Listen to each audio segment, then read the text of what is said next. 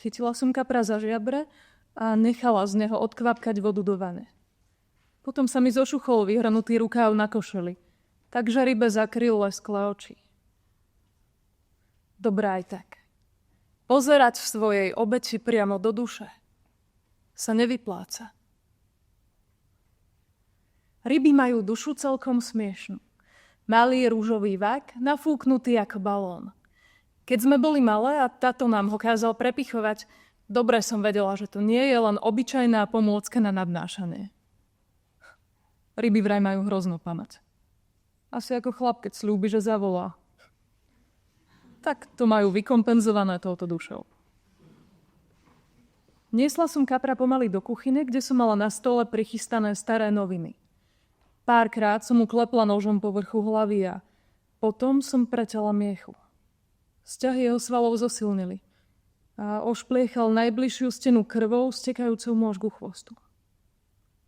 Nechala som rybu rybou a kuchynskými ucierkami som začala tie fľaky drhnúť.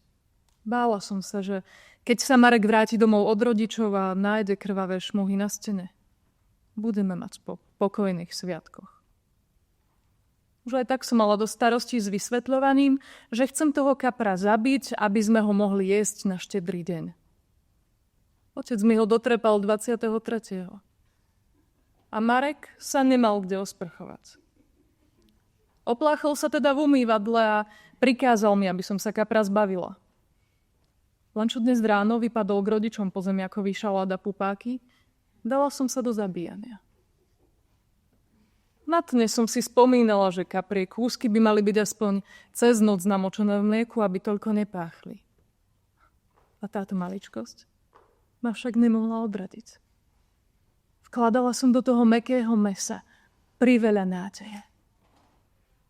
Bol to paradox. Treba kapra zabiť, aby som na dobro nezamordovala naše prvé spoločné Vianoce v novom byte. Ako by to nestačilo, Marek mal deň na to narodeniny. Jeho mama rada rozprávala, že sa narodil krátko po polnoci, hoci v zdravotnom zázname mal čas 19:30. Za hlavou som kaprovi jemne narezala kožu, chytila ju do kombinačiek a začala sťahovať. Otvorili sa dvere a zjavil sa v nich Marek. Očividne čakajúci na moju pomoc s taškami. Rýchlo zhodnotil situáciu, keď ma uvidel s kombinačkami v ruke, zatiaľ čo druhú som mala strčenú v kaprích žiabrach. Tebe už na dobro švihlo. Poutierala som novinami labkavé šupiny, čo sa rozvláčili po celom stole, potom som kaprovi rozrezala brucho a vytiahla z neho vnútornosti. Duša bola tam. Jemná a ružová. Stláčala som ju slabo v ruke a zamýšľala sa nad zmyslom života. Keď do kuchyne vošiel Marek. Znechutene sa pozrel na moje zakrvavené ruky, ktoré som k nemu natiahla. Povedala som, zjedz to. Poťukal si po čele, zobral si z police špáradlo a kaprovú dušu mi s úškľapkom prepichol. Zošúverila sa mi na dlani ako splasnutá žuvačka. Marek si opačný koniec špáradla strčil do úst a odišiel.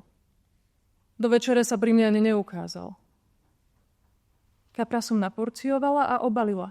Kým sa pomaly smažil, dovárala som kapusnicu a zdobila perníky. Okolo 8:00 som vošla do obývačky. Marek driemal. Jemne som ho zobudila, aby si obliekol aspoň košeľu, že ideme jesť. Najprv mi vynadal, prečo ho budem tak neskoro. U nich doma sa preto začína večerať s prvou hviezdou. Postavil sa za mňa a nerozumel, prečo som nerozsvietila stromček. U nich doma preto svieti celé dni. Zabudla som sa mu priznať, že elektrické sviečky, čo som pred týždňom kúpila, ani neblikli, keď som ich zapojila do zástrčky. Večera bola prekvapivo tichá. Pustila som z rádia koledy Marek pohmkával, keď mi nakladal mazľavé pupáky. V kapusnici mu chýbali huby a v mojom šaláte bolo priveľa hrášku. Kapra pochválil. Vadil mu iba kúsok od chvosta a priveľa kosti. A to ani náhodou nebola moja chyba, tak som bola relatívne spokojná. Po večeri sme sa pomodlili, sfúkli sviečky a prešli do obývačky k stromčeku. Darčeky som samozrejme nemala pobalené, tak som mu ich len tak chcela podať. Pohrdlivo sa zasmial a dal mi na zabalenie kopu času, pretože si ľahol do postele a okamžite zaspal. Kúpila som mu novú kravatu, čo mi poradila jeho mama, lebo ona mu k nej kúpila košelu. Marekov otec mi odporúčil nové hodinky, ktoré som bola vybrať s jeho sestrou. Kúpila som aj niekoľko drobností pre rodinu a kým som to všetko pobalila, bolo 11 a Marekovi zazvonil budík. Vstal, pretrel si oči a odišiel sa napiť vody, zatiaľ čo ja som si z kôpky vybrala balíček pre mňa.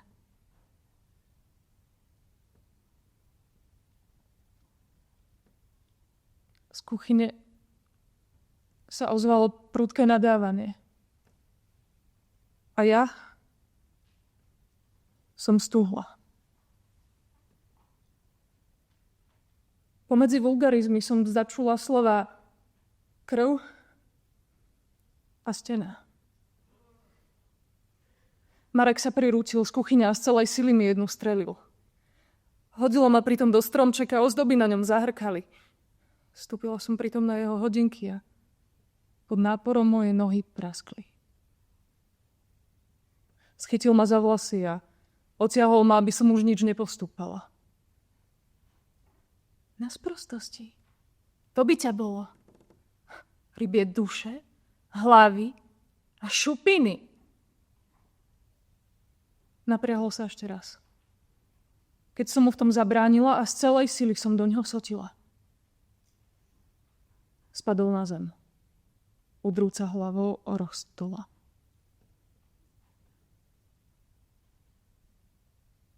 Obliekla som si pančuchy a sviatočné nohavice. Na tielko som navrstvila tričko, rolák a sveter. Na nohy si natiahla hrubé ponožky. Prekročila som Mareka ležiaceho na zemi a umyla si zuby. Aby mi z úst nepáchla ryba, keby ma chcel pred kostolom poboskať niekto známy. Polnočné omše sú vždy krásne. Nezáleží, či sneží, alebo je suchá zima. Stála som pred našim kostolom a spievala z plného hrdla.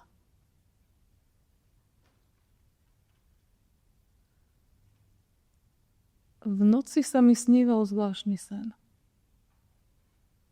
Stála som pred našim kostolom a hľadela na zasneženú lúku. Prichádzala odtiaľ početná rodina. Muži mali široké klobúky, ženy sklonené hlavy, ich deti boli mokvé. Jeden z chlapcov niesol na rukách kapra. V tej chvíli sa rybe vydrala z hrude hviezda. Krv ostriekala chlapcovú tvár. Hviezda vyletela na nočné nebo a zostala tam svietiť. Žiarivá a vzdialená.